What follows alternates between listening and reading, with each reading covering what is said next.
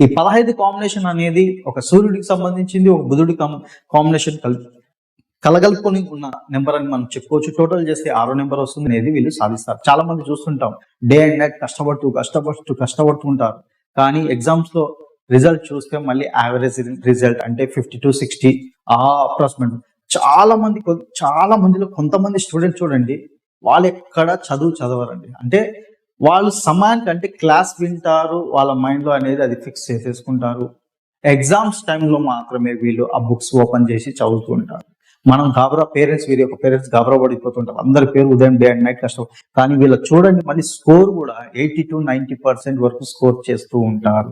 So students లో గనుక ఈ మొబైల్ నెంబర్ ఉంటే గనక చదువులో మంచిగా రాణిస్తారు.